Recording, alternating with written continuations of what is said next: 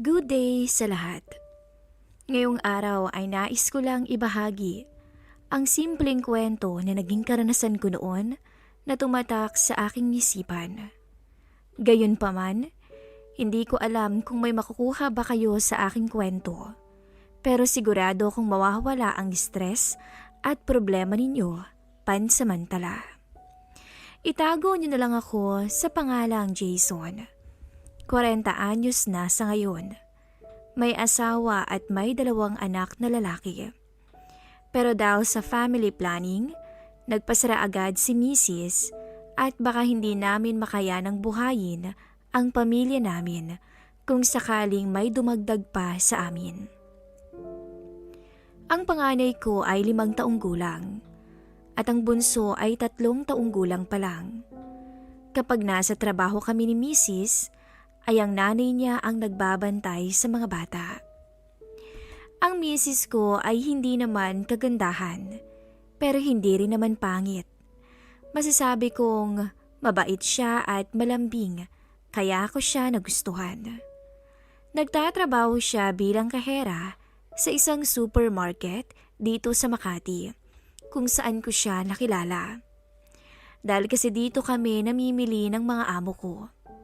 Oo nga pala, bago ko makalimutan, ako ay private driver ng isang mayamang Filipino-Chinese dito sa Makati. Ako ay tubong Olongapo. Hindi ko nakilala ang tatay ko. Siguro alam niyo namang marami kaming American-Asian dito. Mahirap lang ang pamilya ko. Kung kaya't sinubukan kong sumama sa tiyuhin ko para maghanap ng trabaho sa Maynila sa edad kong 15 anyos at nakahanap nga ako dito sa Makati. Dahil sa bata pa ako noon at wala pang experience noong una, ay kinuha nila ako bilang hardinero at utusan ng mga amo ko. Tawagin na lang natin silang Sir Roland at Ma'am Nadine. Kilala sila sa kanilang lugar at miyembro si Sir Roland ng Makati Business Club. Halos 3 buwan pa lang silang nagsasama bilang mag-asawa noon nang mapadpad ako sa lugar nila. Mabait naman ang mga naging amo ko sa akin, kaya laking pasasalamat ko talaga. Makalipas ang 2 taon, ay nagdalang tao si Ma'am Nadine at laking tuwa ni Sir Roland. Nag-resign si Madam Nadine sa trabaho niya. 18 anyos na ako ng mga panahon na yun. Kung pagmamasdan si Sir Roland, ay isang butihing asawa siya. Umuuwi sa tamang oras at hindi masyadong mabisyo. Pero nakatago lang pala ang kulo niya. At natuklasan ko ito pagkaraan ng 1 taon nang kinuha niya ako bilang bago niyang driver dahil matanda na ang dati niyang driver. Nagpa siya na itong magretiro at umuwi na lang sa dating probinsya niya. Sa araw-araw na pinagmamaneho ko si Sir, ay nalaman ko ang kanyang mga kabulastugang ginagawa.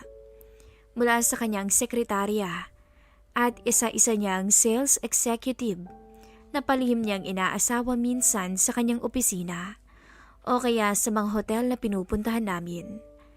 Pero nanatiling lihim iyon dahil na rin sa pakiusap ni Sir sa akin.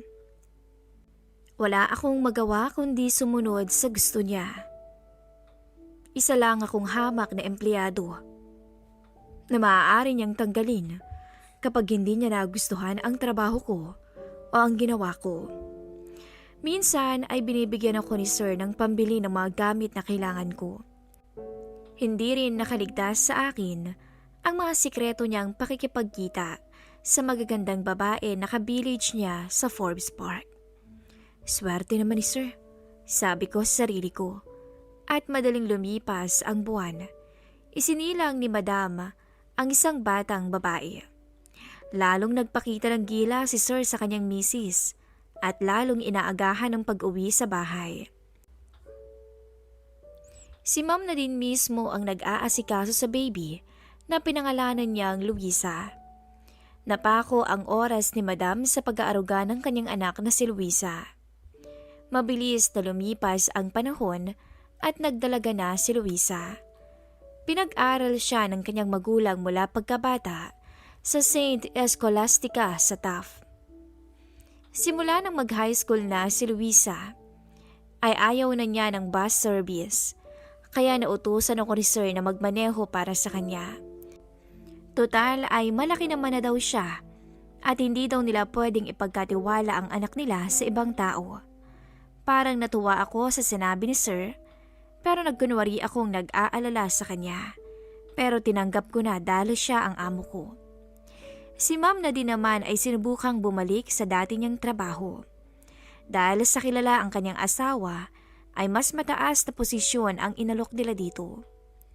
Matagal ko na ring hinahangaan at inaasam ang misis ni Sir. Dahil kahit na may anak na ay sexy pa rin. Halos sa araw-araw ay ako ang kumukuha ng maleta ni Sir sa kwarto nila dahil sa tiwala na sila sa akin. Minsan ay dinadatnan ko si Madam Nadine na nakanaitis lamang na pantulog at aninag ko madalas ang kanyang makinis na legs. Tuwing Sabado at Linggo naman ay pinapaliguan niya ang kanyang mga aso habang tulog si Sir at ako ang tumutulong sa kanya. Malimit na nakashort siya ng maiksi at t-shirt lang, kung kaya't minsan ay nababasa ang kanyang damit at naaaninag ko ang kagandahang itinatago niya. Pero hindi ako nagpapahalata kay Ma'am. Mahirap na at baka pag-isipan pa ako ng masama. Lumipas ang ilang taon pa na ganun lagi ang sitwasyon. Nang isang araw ng Linggo ay napansin ko si Luisa na tumawag sa akin para magpatulong na maglinis ng mga aso. Sinabihan daw siya ni Madam na siya muna ang magpaliko dito dahil si Ma'am ay dumalo sa Sunday service ng kanyang sinalihan sa village. Ngayon ko lang napagmasdan si Luisa. Dalagang-dalaga na siya. Sa ilang taon na pinagmamaneho ko siya, ay laging nasa likuran lang siya ng kotse sumasakay at hindi siya masyadong bumababa sa kanyang kwarto pagkagaling sa eskwela. Kaya hindi ko namalayan na ganito na siya ngayon. Pinagmasdan ko siya ng gusto habang pinapaliguan niya ang mga aso. Magde-18 anyos na si Luisa pero magkasing tangkad na sila ng kanyang nanay. Sa taas na 5'5", matangos din ang ilong nito na namana niya sa kanyang daddy. Ang kanyang labi ay napakapula at manipis at ang kanyang mata na kulay hazelnut ay sa kanyang ina niya na mana. Nakashort siya ng mga oras na iyon at hanging t-shirt na pambahay. Napakagandang dalaga. Sambit ko sa aking sarili. Jackpot ang magiging boyfriend nito. Bukod sa mabait, maganda at may kayang angkan pa sila. Simula ng araw na iyon ay natuon na rin ang atensyon ko kay Luisa kagaya ng kay Ma'am Nadine. Isang araw, nang sunduin ko si Luisa sa eskwelahan, ay nadatnan kong may kausap siyang lalaki sa labas ng eskwela. Nang makita niya ako ay lumapit na siya agad at nagulat ako sa harapan pa ito sumakay. "Hi kuya, pwede bang dito na muna ka umupo para maiba naman?" "O sige, ikaw ang bahala, pero mag-seatbelt ha," sabi ko naman sa kanya. Sa edad niyang iyon, at sa kanyang tindig, ay dalagang-dalaga na talaga ito kung titingnan. 35 na ang edad ko noon ng mga panahong yun, pero umaasa pa rin ako na sana balang araw, kahit sa panaginip lang, ay makatabi ko siya sa kama. Halos araw-araw ay naging ganun na ang sitwasyon namin. Palagi kong naaabutan yung lalaking kausap niya bago umuwi. Sa isip-isip ko, malamang ay boyfriend niya ito. Lagi na rin siyang sumasakay sa harap ng kotse, kaya lagi ko siyang napapagmasdan ng palihim. Minsan kasi ay nakabukas lang ang botones ng uniforme niya, kaya't hindi ko maiwasan na hindi magkasala minsan.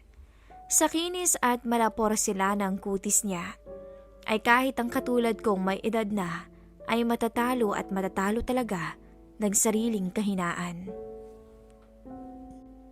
Isang araw ng Huwebes ay biglang umulan nang sunduin ko siya. Umiwas ako sa traffic sa Makati at naghanap ng ibang ruta.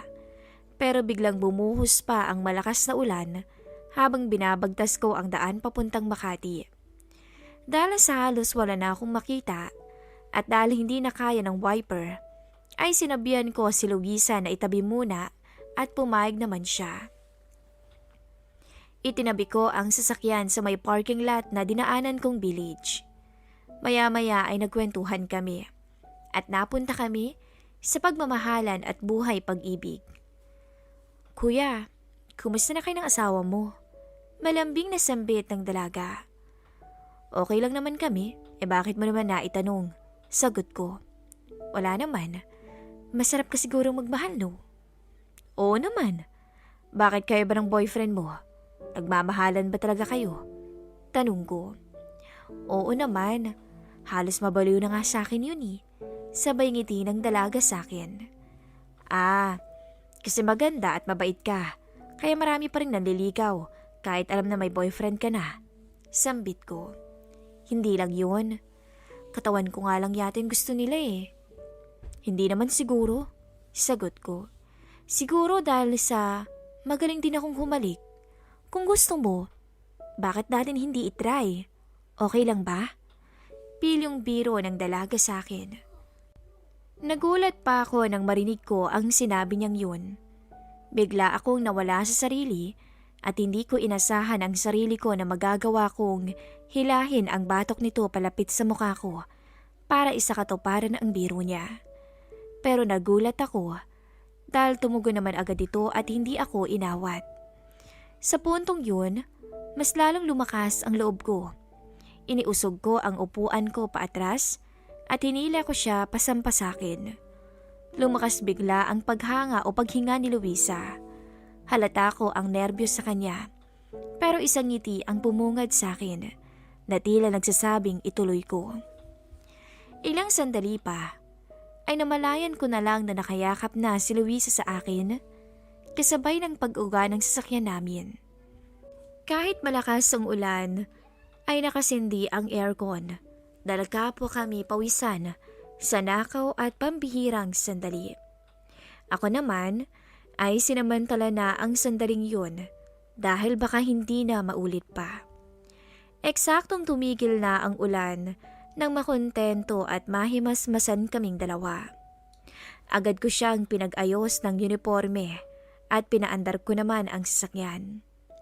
Habang pauwi kami, ay magka-holding hands pa kami at nang makarating kami sa bahay, bago siya bumaba ng sasakyan, ay binigyan pa ako nito ng matamis na halik sa aking pisngi at sinabing, "Salamat kuya, sa uulitin ulit."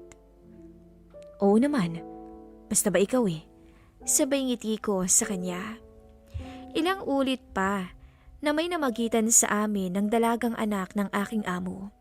Bago ko siya inuuwi sa bahay, ay nag-stop over muna kami at pumaparking sa hindi mataong lugar. Laking pasasalamat ko dahil hindi ko lubos akalain na sa edad kong to ay may papatol sa aking mas bata at napakaganda.